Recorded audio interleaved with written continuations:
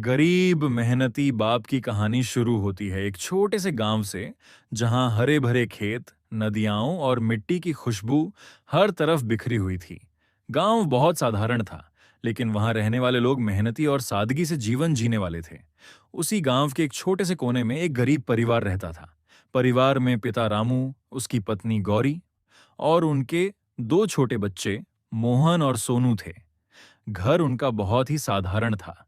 इतना साधारण कि देखने वाले को लगता कि यह घर नहीं, बल्कि किसी बड़े कटे हुए पेड़ का ठूंठ है, जिसे खोखला करके उसमें एक कमरा बना दिया गया है।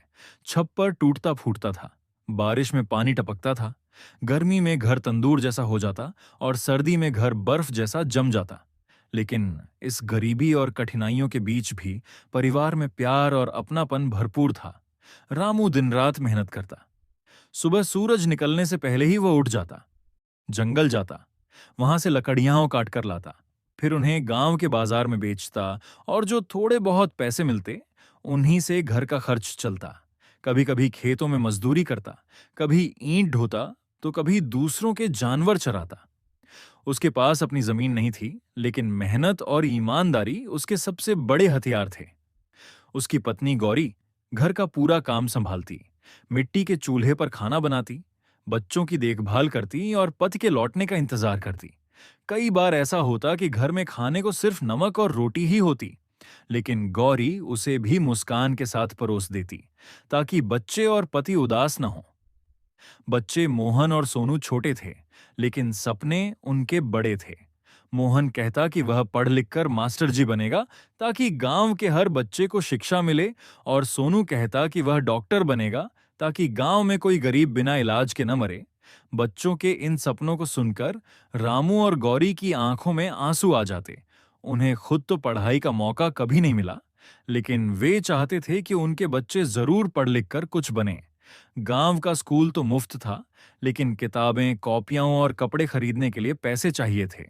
रामू अपनी मजदूरी से जो थोड़ा कमाता, उसमें से पहले बच्चों की पढ़ाई का खर्च निकालता, चाहे इसके लिए उसे खुद भूखा रहना पड़े। कई बार ऐसा हुआ कि घर में खाने के लिए कुछ नहीं था, लेकिन बच्चों की फीस भरने के लिए रामू ने अपनी भूख दबा ली। गांव के लोग अक्सर रामू का मजाक उड़ाते। वे कहते, अरे रामू, तू गरीब है, तेरे बस का कुछ नहीं है, तेरे बच्चों को पढ़ाने से क्या होगा, ये भी तेरे जैसे मजदूर बनेंगे। लेकिन रामू कभी हिम्मत नहीं हारता। वह मुस्कुराकर कहता, आज मैं गरीब हूं, लेकिन कल मेरे बच्चे मेहनत और पढ़ाई से जरूर कुछ बनेंगे।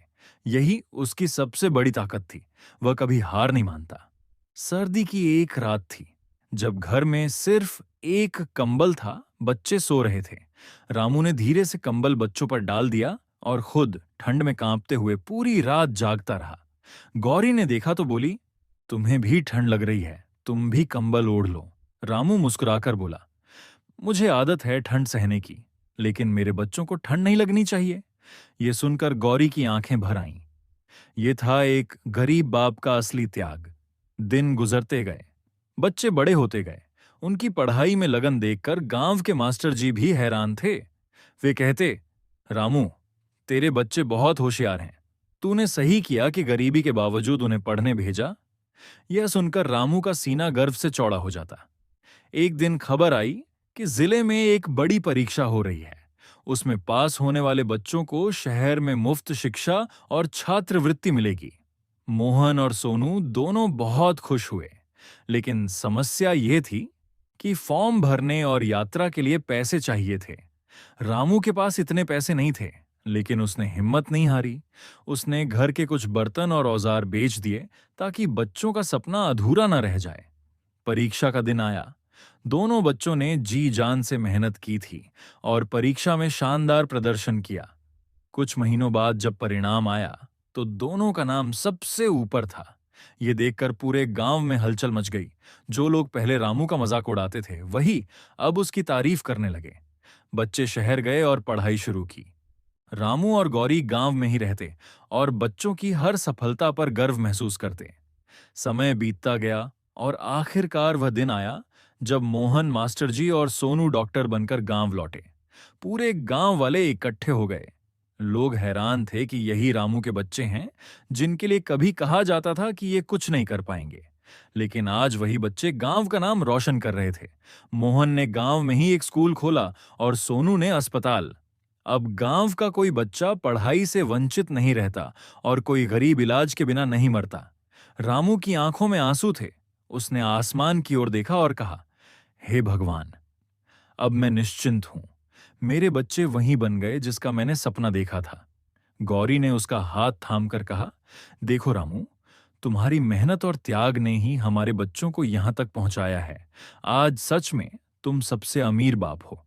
इस कहानी से हमें यह सीख मिलती है कि गरीबी इंसान की कमजोरी नहीं है। मेहनत, त्याग और शिक्षा से सब कुछ संभव है। एक पिता का त्याग कभी बेकार नहीं जाता और शिक्षा ही वह ताकत है जो पीढ़ियों को बदल सकती है।